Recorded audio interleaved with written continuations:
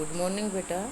आज हम अपना नेक्स्ट पार्ट पढ़ते हैं 2.2 topic what do all acids and all basis have in common.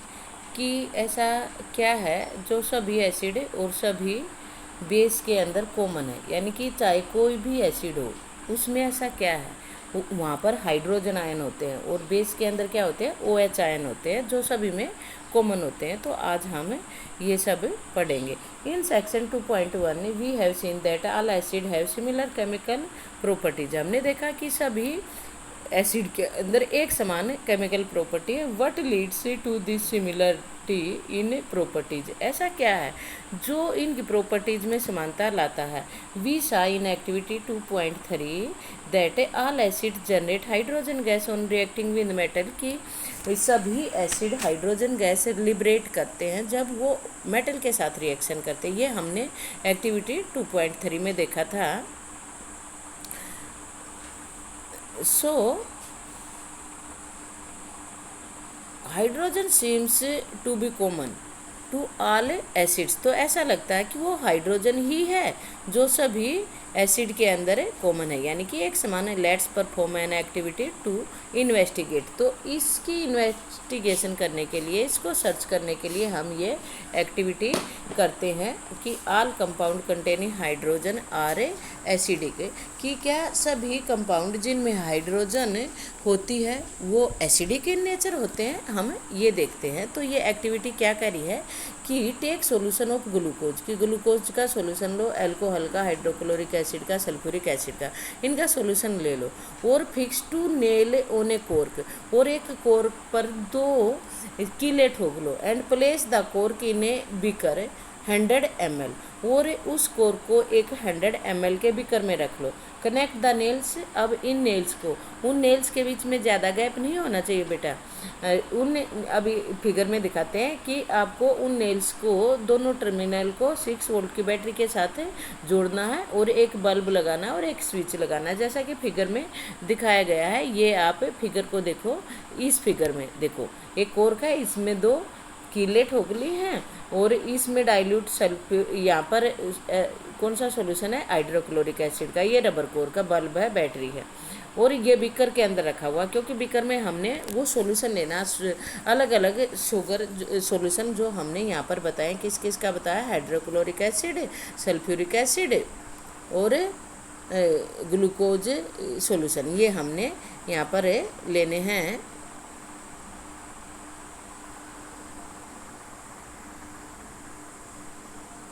फिर ये अब देखो, now pour some dilute HCl in beaker and switch on the current. Repeat with dilute sulphuric acid. अब इसको वॉश कर लेना है, फिर दोबारा से एक्टिविटी करनी है, फिर सल्फ्यूरिक एसिड के साथ। व्हाट डू यू ऑब्जर्व, आपने क्या देखा। रिपीट द एक्सपेरिमेंट सेपरेटली, अलग अलग देखो, बोला separately, glucose and alcohol solution. What do you observe now, अब की बार आपने क्या देखा। Does the bulb glow in all cases, क्या सभी केसेज में बल्ब जला, नो, सभी केसेज में नहीं जलेगा। ये एक्टिविटी आपको लैब में करके दिखाएंगे बेटा, तो फिर आप देखेंगे। 1 मिनट के लिए बेटा, ये ज़्यादा ही बैक हो गया।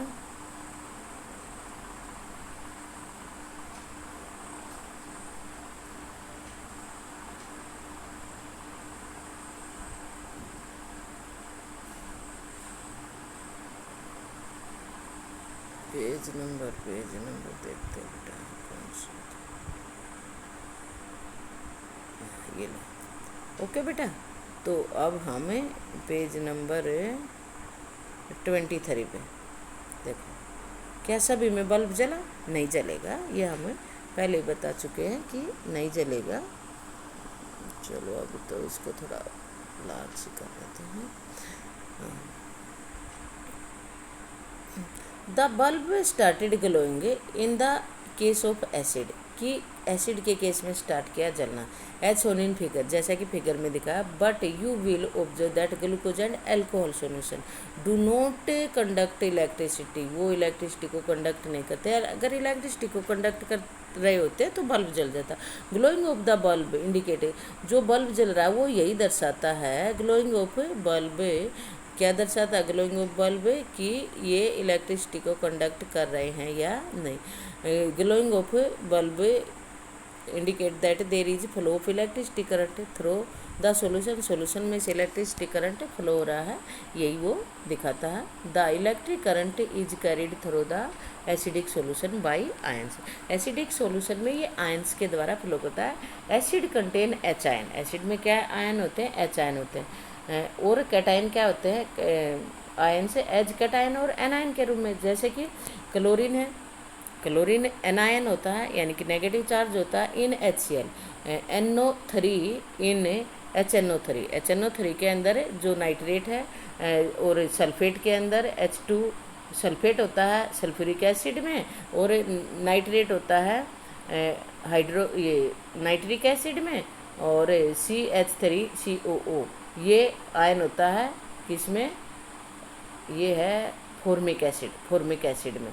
Since the cation present in acid is H ion, cation यहाँ पर एच आयन है, ये नेगेटिव आयन, ये दिखाई दे रहे हैं ना बेटा, ये नेगेटिव आयन है, ये नेगेटिव आयन है, लेकिन यहाँ पर हर जगह कैटायन क्या है यानी कि पॉजिटिव चार्ज किस पर, एच पर।